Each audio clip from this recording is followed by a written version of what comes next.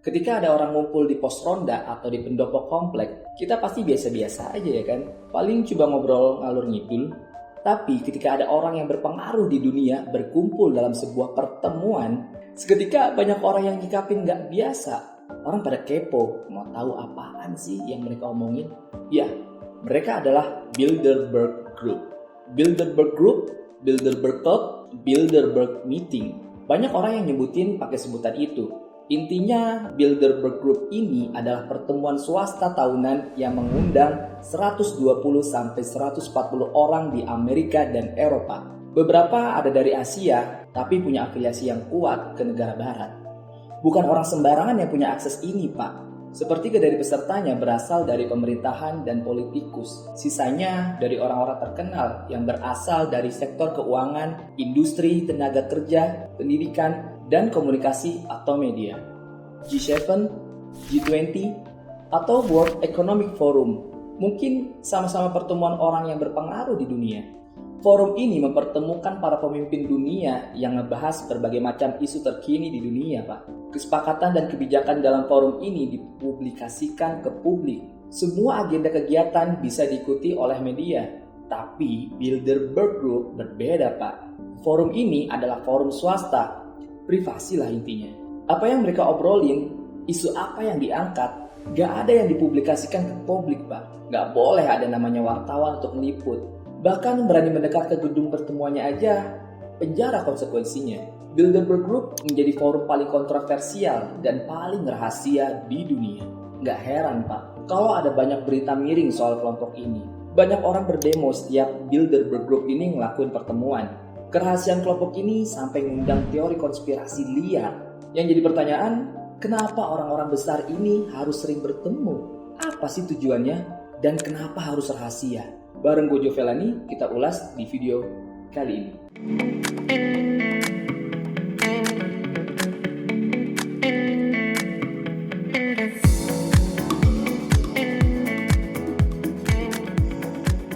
Pertemuan orang-orang yang punya kuasa di dunia dan isi pertemuannya dirahasiain. Ya wajar lah kalau kelompok ini diserbu sama berita miring dan teori konspirasi. Kalau di tongkrongan ada temen lu yang kentut tanpa bunyi udah gitu baunya busuk. Hal kecil kayak gini bisa nimbulin teori konspirasi liar kayak gitu ya kan. Bisa tuduh sana sini, saking baunya dituduh deh tuh abis makan bangke. Padahal yang kentut abis makan toge. Ya kira-kira gitulah yang diterima Bilderberg Group. Tapi sebelum jauh ngomongin soal teori konspirasi dan ini itunya, kita harus tahu dulu nih sejarah terbentuknya kelompok ini. Pertemuan ini diprakarsai oleh Pangeran Bernhard dari Belanda. Konferensi pertamanya diadakan di Hotel De Bilderberg di Belanda pada tanggal 29 sampai 31 Mei 1954. Nama kelompok ini diambil dari lokasi pertemuan pertama mereka, Pak, yaitu Bilderberg Hotel. Lokasi pertemuannya selalu pindah-pindah. Yang pasti banyak tempat pertemuan yang diadakan di tempat-tempat terpencil jauh dari keramaian. Banyak yang lihat tujuan kelompok ini untuk memperkuat Amerika Serikat dan Eropa pasca Perang Dunia Kedua. Mereka menyatukan orang-orang yang punya power di dunia barat untuk mencegah konflik global terjadi lagi. Alasan lainnya buat menahan kekuatan Uni Soviet dalam Perang Dingin. Soal peserta, seperti yang udah gue bilang tadi di awal, sepertiga atau 33% peserta berasal dari politikus atau pemerintahan, Pak. Bahkan ada juga beberapa tokoh politik setelah datang ke pertemuan ini, beberapa tahun kemudian mereka mampu untuk naik ke puncak kekuasaan. Contohnya Bill Clinton. Pada tahun 1991, dia datang ke pertemuan Bilderberg. Pada saat itu, dia masih jadi gubernur negara bagian Arkansas, Amerika Serikat. 2 tahun kemudian, dia mampu untuk menjadi presiden Amerika Serikat. Ada lagi, Pak. Tony Blair hadir di pertemuan Bilderberg pada tahun 1993. Setelah dia menghadiri pertemuan ini, di tahun berikutnya dia menjadi pemimpin Partai Buruh Inggris dan 3 tahun kemudian dia jadi Perdana Menteri Inggris. Kebetulankah? Atau ada dukungan dari elit politik dunia? 67% peserta diisi oleh para bilioner terkenal, memiliki perusahaan teknologi, barang atau jasa yang bisnisnya udah mendunia, Pak. Dan perlu diketahui, para peserta tiap tahun ini nggak selalu orang yang sama. Semua peserta adalah mereka yang telah berada di puncak kekuasaan, Pak, atau mereka yang sedang naik daun. Mungkin aja ya Farel diundang ke Bilderberg Group. Enggak. Gue bercanda. Para orang-orang besar yang muncul di dalam pertemuan, sebagian besar banyak yang cuma datang dan pergi. Mereka nggak selamanya konsisten ikut dalam pertemuan ini. Ada salah satu peraturan grup, semua bebas mengeluarkan pendapatnya.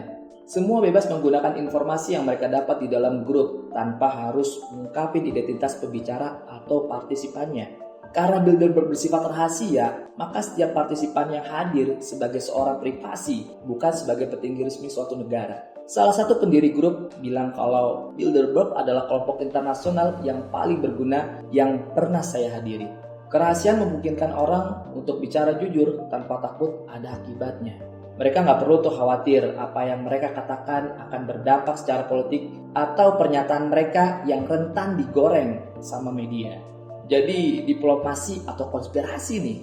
Bagi para kaum penganut teori konspirasi, mereka menuduh kalau Bilderberg Group ini merencanakan suatu kejahatan. Salah satunya menciptakan krisis keuangan, memanipulasi pemerintahan di suatu negara, hingga menyusun rencana untuk membunuh 80% populasi dunia. Gokil nih. Membunuh 80% populasi dunia maksudnya tuh ini cuma kemungkinan ya. Kalau kekayaan mereka semua dikumpulin, bisa aja mereka memainkan pasar yang membuat ekonomi suatu negara ini hancur. Ingat ya, di kelompok ini bukan cuma para pengusaha yang kaya raya aja, tapi ada juga politikus dan mantan agen intelijen. Gue sempat bilang di awal, kalau sejarah terbentuknya Bilderberg Group ini secara nggak langsung ada kaitannya buat menahan kekuatan Uni Soviet dalam Perang Dingin. Kita tahu kalau Perang Dingin antara Amerika Serikat dan Uni Soviet ini soal persaingan ideologi, Pak. Amerika dengan liberalisme dan kapitalismenya, sedangkan Uni Soviet justru sebaliknya. Setelah Perang Dunia Kedua selesai tahun 1945, terjadilah tatanan dunia baru dan disinilah era globalisasi dimulai. Pasar bebas berkembang pesat di berbagai negara. Bilderberg Group merupakan bagian dari itu, Pak. Para politisi, beberapa jurnalis media, orang-orang militer, dan para ex-intelijen, dan banyak banget para petinggi perusahaan kelas dunia datang di pertemuan ini. Jadi, apa itu Bilderberg Group menurut para penganut teori konspirasi? Bilderberg Group adalah cara menyatukan orang-orang berpengaruh di dunia. Mereka adalah elit global yang mendorong manusia ke arah global tirani. Wah, ngeri kan? Itu kalau kata penganut teori konspirasi ya. Tapi ada pihak lain yang memandang kelompok Bilderberg Group ini dari sisi yang berbeda, Pak.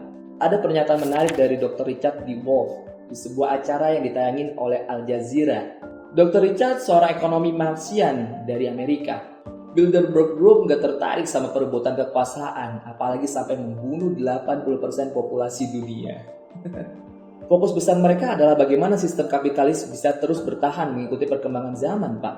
Apakah mereka masih bisa mengandalkan sistem ini buat pertahanan posisi mereka di puncak, kekayaan mereka, pengaruh mereka? Banyak dari mereka yakin ini akan berhasil, karena pasar adalah segalanya. Manusia nggak bisa hidup tanpa itu. Maka kapitalis masih jalan terbaik bagi semua orang. Tapi beberapa anggota lain melihat bahwa sistem ini rentan menciptakan kesenjangan sosial, ketidaksetaraan yang tinggi antara si kaya dan si miskin, dan beberapa negara udah ada yang chaos karena ekonomi negaranya hancur. Perbedaan ini bisa jadi perpecahan di antara mereka, makanya pertemuan ini mereka terus lakukan.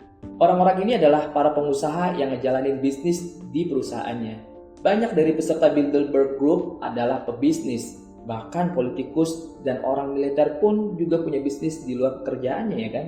Walaupun pada dasarnya kapitalis ini lahir dari sistem negara liberalisme yang menjunjung tinggi kebebasan demokrasi.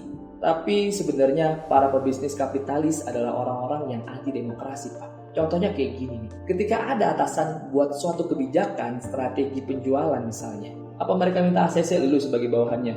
Ya enggak kan? Lingkungan kerja ngajarin kita untuk ngejalanin perintah dari siapapun yang ada di atas kita. Makanya, banyak pengusaha kapitalis sebenarnya anti demokrasi. Dr. Richard berkata, 300 tahun lalu kita menyingkirkan tirani seorang raja. Tapi, raja nggak pergi gitu aja. Raja pinter. Mereka masuk ke korporasi dan mengubah nama mereka menjadi CEO. Kalimat ini satir, Pak. Nggak bisa ditelan bulat-bulat. Jadi maksudnya Dr. Richard, sifat kesewenang-wenangan seorang raja itu nggak hilang, tapi berubah bentuk menjadi sebuah korporasi. Nggak ada demokrasi seutuhnya, yang ada demokrasi semu, bahkan di negara Amerika Serikat yang menjunjung tinggi kebebasan. Bilderberg Group cocok dengan cara kerja satu kerajaan, sebuah lembaga rahasia yang berusaha mengambil bidak catur terbaik untuk menentukan arah dunia sesuai dengan keinginan kelompoknya. Jadi kira-kira inilah teori yang ada di seputar Bilderberg Group. Apa yang gue jelasin di sini adalah opini dari berbagai sumber, Pak. Soal kebenaran, balik lagi itu sesuai masing-masing pemahaman yang kalian pikirkan. Soal Bilderberg Group, nggak tahu kenapa gue pribadi di hati paling dalam ya, kapitalis tuh nggak buruk-buruk amat, tapi ya nggak bagus-bagus juga. Sekarang gini ya men, sistem ekonomi apa sih yang terbaik buat manusia? Kayaknya belum atau nggak ada yang sempurna. Kita bisa berkaca sama Cina. Pada tahun 1960-an, Cina itu negara komunis yang miskin, Pak. Ketika dia merubah ekonominya jadi agak lebih terbuka, lu lihat apa yang terjadi.